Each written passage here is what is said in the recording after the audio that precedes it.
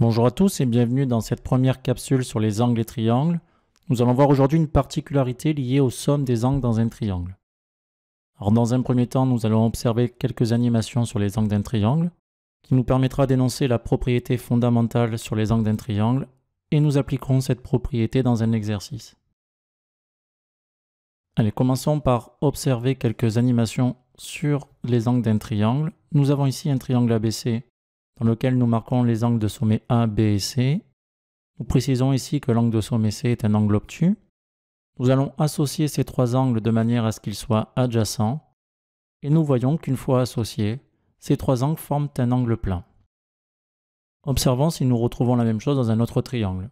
Ici, nous avons un triangle ABC avec trois angles aigus. Nous associons une nouvelle fois les trois angles de manière à ce qu'ils soient adjacents.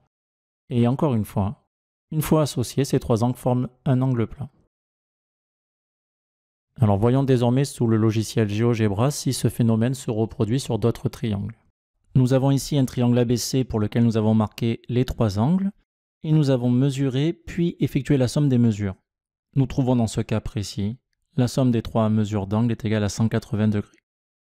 Alors l'intérêt de GeoGebra, c'est de pouvoir rendre dynamique une situation qui est figée ici, c'est-à-dire bouger l'un des sommets de manière à envisager plusieurs situations différentes pour observer une propriété. Alors ici, nous allons bouger le sommet A.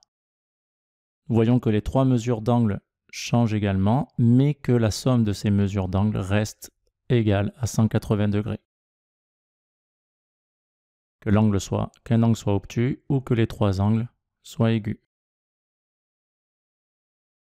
Voilà, donc cette situation nous permet de nous conforter dans l'idée que, quel que soit le triangle donné, la somme des mesures des angles est toujours égale à 180 degrés. Nous pouvons désormais énoncer la propriété liée à ces observations. Dans un triangle quelconque, nous avons pu voir que la somme des mesures des angles était toujours égale à 180 degrés. Utilisons cette propriété dans un exercice de ce type-là. Nous avons ici un triangle ABC dans lequel nous connaissons deux angles et nous cherchons à déterminer la mesure du troisième angle, ici l'angle de sommet C. Comme toute démonstration, nous commençons par énoncer les hypothèses, c'est-à-dire ce que l'on sait. Ici, nous travaillons dans un triangle ABC dans lequel nous connaissons deux mesures d'angle. L'angle de sommet A est égal à 77 degrés et l'angle de sommet B qui est égal à 34 degrés. Ensuite, nous devons citer la propriété que nous allons utiliser pour cet exercice, à savoir ici que dans n'importe quel triangle, la somme des mesures des angles est égale à 180 degrés. Enfin, nous allons pouvoir déterminer, grâce à cette propriété, la mesure de l'angle de sommet C. Pour cela, nous allons effectuer la somme des trois mesures d'angle et affirmer qu'elle est égale à 180 degrés. Ici, nous en connaissons 2 sur 3, nous les remplaçons. 77 plus 34 plus l'angle de sommet C, qui est égal à 180. Nous pouvons donc dire que l'angle de sommet C est égal à 180 moins la somme des deux autres, que nous mettons entre parenthèses. Nous calculons prioritairement les parenthèses, 77 plus 34 qui est égal à 111, et nous effectuons la différence. Nous obtenons 69.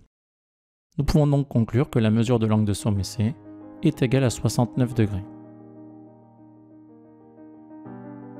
Voilà, cette première capsule est à présent terminée. Tu viens de voir une propriété fondamentale sur la géométrie plane, à savoir que dans tout triangle, la somme des mesures des angles est égale à 180 degrés.